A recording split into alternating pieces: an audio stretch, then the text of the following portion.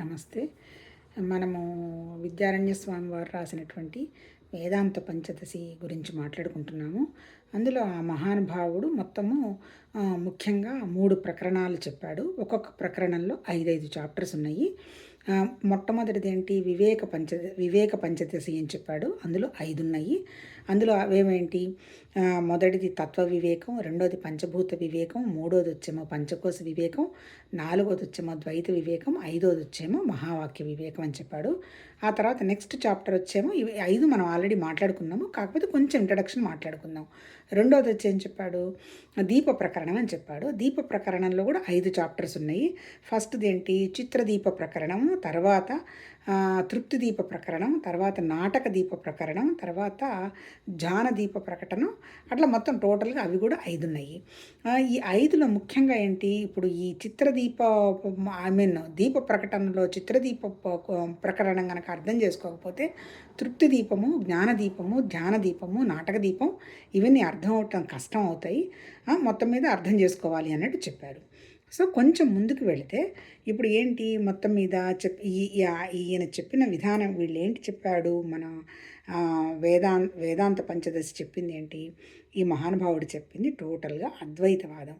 అద్వైతవాదం అంటే ఏంటి, ఒక్క పరమాత్మ తత్వం తప్ప మిగిలినవన్నీ ఏమీ లేవు అన్నాడనమాట.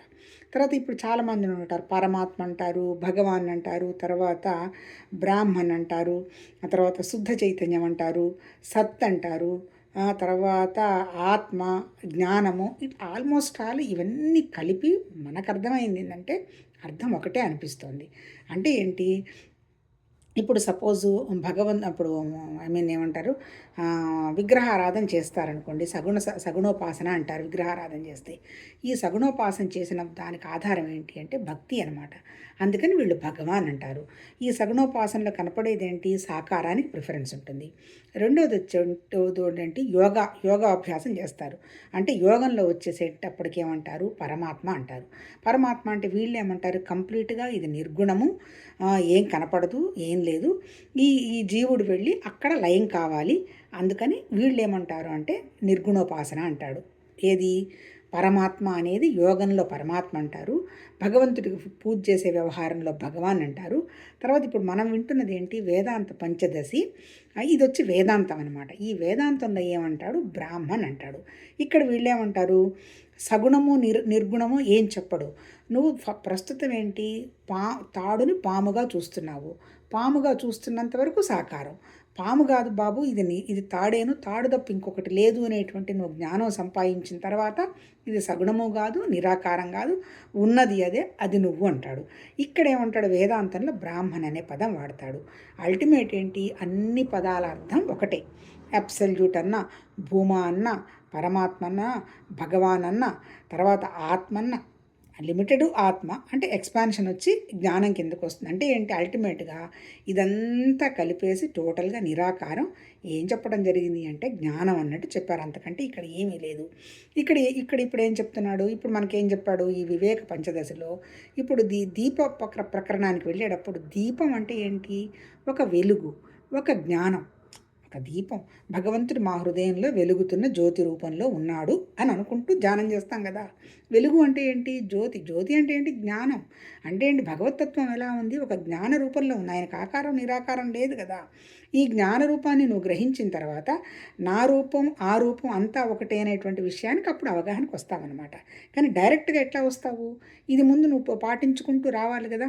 ఏంటి, మనసు నిశ్చలం చేసుకోవాలి, ఆ తర్వాత మనసును ఒక దాని మీద నిలపాలి, ఆ తర్వాత శ్రవణం, మననం, నిధిధ్యాసలో ఉండడం జరగాలి. ఇన్ని ప్రాసెస్లు అయిపోయిన తర్వాత ఇది భగవతత్వం తప్ప ఇంకొకటి లేదు అనేటువంటి వ్యవహారానికి రావడం జరుగుతుంది. ఇప్పుడు ఏం చెప్పాడు, వీటన్నిటికీ ఇప్పుడు మనం చెప్పామే ఆత్మ, పరమాత్మ, వీటన్నిటికీ అడ్రస్ ఏంటి, సత్, చిత్, ఆనందం. సత్ అంటే ఏంటి, ఉండడం, ఉన్నది అని కాదు, ఉండడం. ఉన్నది అంటే ఎలా ఉంది, ఎట్టుంది, రూపమా, నామమా, అవన్నీ వస్తాయి, అవేమీ లేదు, ఉన్నదంతే, ఉన్నది అంతే. ఇంకా నువ్వు ఎట్టుంది, ఎక్కడుంది, ఇటువంటివన్నీ అడక్కు అంటాడు. ఆ ఉండడం అనేది సత్.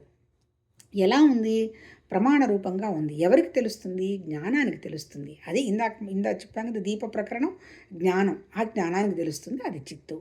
ఆ తర్వాత ఇప్పుడు ఇక్కడ ఏం చెప్పాడు, ఫస్ట్ మనకి చెప్పింది ఏంటి, తత్వ వివేకం అంటే సత్, చిత్, ఆనందం ఉండింది. ఇది ఈ తత్వాన్ని నువ్వు గ్రహించాలి అంటే పరమాత్మ తత్వం తప్ప ఇంకొకటి లేదు. ఈ పరమాత్మ తత్వం ఫస్ట్లో ఎట్లా ఉంది, పంచభూతాల్లో ఉంది. దాన్నే బ్రహ్మాండం అన్నారు. అంటే సృష్టి వ్యక్తమైనట్టు కనపడుతుంది కదా, అది బ్రహ్మాండం పంచభూతాల్లో ఉంది. నువ్వు సత్తుని ఏం చేయాలంటే పంచభూతాల్లో నుంచి నువ్వు విడగొట్టి చూస్తే అది నువ్వేనని నీకు తెలుస్తుంది అని ప్రపంచానికి సంబంధించి, సృష్టికి సంబంధించి చెప్పారు. రెండోది ఎవరికి తెలియాలి, ఎవరికి తెలుస్తుంది, దానికి జీవుడు అంటే చిత్ అనమాట. చిత్ అంటే జ్ఞానం. ఈ జ్ఞానం దేనికి ఆధారంగా ఉన్నది? ఇప్పుడు మన శరీరం దేని మీద ఆధారపడి ఉన్నది? పంచకోశాలు అన్నాడు. అన్నమయ కోశం, ప్రాణమయ కోశం, మనోమయ కోశం, విజ్ఞానమయ కోశం, ఆనందమయ కోశం. ఇవన్నీ కూడా కాదు. అక్కడ పంచభూతాలేం కాదు. పంచభూతాలను దాటినటువంటి చైతన్యం ఉన్నది, అది సత్తు. ఇక్కడ కూడా ఏంటి, ఈ 5 భూతాలే కాదు, ఈ 5 కోశాలే కాదు, దీన్ని దాటినటువంటి సాక్షి జ్ఞానం ఉంది. నువ్వు సాక్షి జ్ఞానం తప్ప నువ్వు ప్రాణం కాదు, మనసు కాదు, శరీరం కాదు, నువ్వు జ్ఞానస్వరూపుడివి, ఆ స్వరూపం నువ్వేను అని పంచకోశాలను విడదీసి చూసి నువ్వు సాక్షిగా ఉండడం అనేది నువ్వు గ్రహించావు అంటే నువ్వు సాక్షివి తప్ప ఈ కోశాలు నేను చేయలేవు, ఇవన్నీ ఏమీ లేవు, అపియరెన్స్ ఉంది తప్ప ఇవి నిజంగా లేదు, ఇది ఆభాస. కాకపోతే ఏంది, నువ్వు విడగొట్టి నువ్వు కనుక్కోవాలి తప్ప నీకెవరు ఏం చేయలేదు. నువ్వు అది గుర్తించాలి. నువ్వు ఒక పని చేస్తూనో లేదా ఒక పూజ చేస్తూనో ఒక ధ్యానం చేస్తూనో కూడా ఏం కనుక్కోలేవు. మనసుని నిలబెట్టుకోవటానికి ఇవన్నీ ఉపయోగపడుతూ నువ్వు సత్యాన్ని నువ్వు గుర్తించాలి, ఇవన్నీ విడదీసుకుంటూ అని పంచకోశ వివేకం చెప్పాడు. తర్వాత మూడోది వచ్చేమో ద్వైత వివేకం చెప్పాడు. ఏంటి, సృష్టి అంతా ఈశ్వరుడు చేశాడు, భగవంతుడు సృష్టి చేశాడు, అది ఇది అన్నారు కదా, ఇవంతా ఏం చేయలేదు, అసలు ఈశ్వరుడు అనేవాడే లేడు, ఉన్నదంతా ఒక పరమాత్మ తత్వమే. ఎవడైతే బాధపడుతూ అన్నీ ఉన్నాయి అని అనుకుంటున్నాడో వాడు జీవుడు. ఈ సృష్టి అంతా జీవుడే చేసుకున్నాడు. ఈ జీవుడు ఎవరు? ఈ జీవుడిని నడిపిస్తున్నది ఎవరు? మనసు. ఈ మనసును నడిపిస్తున్నది ఎవరు? జ్ఞానము. ఈ మనసులోనే ఇవన్నీ, ఈ బొమ్మలన్నీ ఏర్పాటు చేసుకొని నేను వేరు, పరమాత్మ తత్వం వేరు, నేను వేరు, ప్రపంచం వేరు అని ప్రతిదానికి బాధపడుతూ ఉన్నాడు. కాబట్టి ఇదంతా కాదు. వీడు సాక్ష్య స్థితికి రావాలి అంటే ఉన్నదంతా ఒక్కటే పరమాత్మ తత్వం, ద్వైతం లేదు అని ద్వైత వివేకం తెచ్చుకొని, అది కూడా మీరు డివైడ్ చేసుకొని చూసుకోండి. ఉన్నది నువ్వేను. ఆలోచన వస్తుంది ఎవరికి? నాకే వస్తుంది. ఎక్కడి నుంచి వస్తుంది? నా జ్ఞానంలో నుంచే వస్తుంది. అంటే నేను ఎవరిని చూడదలుచుకున్నాను అనేది నా జ్ఞానంలో ఉంది, నేను వాళ్ళనే చూస్తున్నాను. ఎలా చూడదలుచుకున్నాను అనేది నా జ్ఞానంలో ఉంది, నేను అలానే చూస్తున్నాను. ఏమి తినదలుచుకున్నాను అనేది నా జ్ఞానంలో ఉంది, అలానే తింటున్నాను. అంటే ఏం చేస్తున్నా, ఎవరున్నారు ఇక్కడ? ఉన్నది ఒకటే నేను, నువ్వు తప్ప ఇంకొకటి లేదు. నీ జ్ఞానాన్ని నువ్వు లిమిట్ చేసుకున్నావు. దీన్ని నువ్వు బియాండ్ చేసేసి సర్వత్రా ఉన్నది నువ్వే, అఖండ జ్ఞానం నేనే, ఇంకొకటి లేదు అనేటువంటి స్థితికి గనక వస్తే రావాలి అంటే నువ్వు బ్రహ్మాకార వృత్తిని ఏర్పాటు చేసుకొని నువ్వు బ్రహ్మంగా ఉండాలి అని ద్వైత వివేకంలో చెప్పాడు. తర్వాత 5వది ఏం చెప్పాడు? ద్వైత వివేకం అయిపోయిన తర్వాత దానికి మహావాక్యాల గురించి చెప్పాడు. మహావాక్యాలు ఏంటి? ఉపనిషత్తులు. ఒక్కొక్క వేదంలో నుంచి ఒక్కొక్క వాక్యం తీసుకున్నాడు. 4 వేదాల్లో నుంచి 4 వాక్యాలు తీసుకున్నాడు. ఫస్ట్ వాక్యం ఏంటి అంటే ఇదంతా ఏంటి? వివేకం. ఇదంతా ఈ 5 చాప్టర్స్ చెప్పింది ఏంటి? నువ్వు పరమాత్మ తత్వమే అనేటువంటి భావాన్ని నువ్వు డెవలప్ చేసుకోవాలి అంటే నువ్వు ఇవన్నీ తగిలించుకొని ఉన్నావు కదా, ఆ తగిలించుకున్న వాటన్నిటినీ వదిలించుకొని ఆ ఉన్నది ఒకటే అనేటువంటి ఆ గ్రహణ శక్తికి రావాలి అనే పాయింట్ మీద చెప్పాడు అనమాట. ఇప్పుడు మహావాక్యాల్లో ఏం చెప్పాడు? ఫస్ట్ వాక్యం ప్రజ్ఞానం బ్రహ్మ. ఇప్పుడు మనమేమనుకుంటున్నాము, ఇటేమో జీవుడు ఉన్నాను, అటేమో ప్రపంచం ఉందని అటు లాగుతూ మధ్యలో పడి ఏడుస్తూ ఉన్నాను. కానీ ఈ జీవుడు లేదు, ప్రపంచం లేదయా, ఉన్నదంతా ఒకటే జ్ఞానం, ఆ ప్రజ్ఞ నువ్వేను, అది బ్రహ్మం, అది లేదు ఇది లేదు అనే విషయం నువ్వు గ్రహించుకోవాలి. ఎలా గ్రహించుకుంటావు అంటే 2వ వాక్యంలో చెప్తాడు. అహం బ్రహ్మాస్మి అన్నాడు. అహం బ్రహ్మాస్మి అంటే ఏంటి?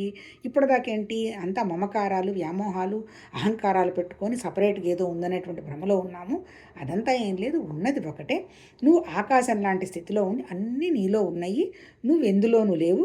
కాకపోతే నీలో ఉన్నవి అన్నీ జరిగిపోతూ ఉన్నాయి తప్ప నువ్వు ఎప్పుడు నేను జ్ఞానస్వరూపుణ్ణి అనేటువంటి విషయాన్ని నువ్వు గుర్తుపెట్టుకొని నేను అహం బ్రహ్మాస్మి అంటే నేనేననేటువంటి ప్రాసెస్లో ఉండాలి అని 2వ వాక్యంలో చెప్పాడు. 3వది ఇంకేం చెప్పాడు? నీకు ఒక ప్రపంచం కూడా ఉంది కదా, నేనంటే పర్వాలేదు, నేను తెలుస్తుంది, నాకుతో ఈ ప్రపంచం ఒకటి కనపడుతుంది కదా అనే పాయింట్ మీద 3వ వాక్యం వచ్చి తత్వమసి అని చెప్పాడు. తత్వమసి అంటే ఏంటి?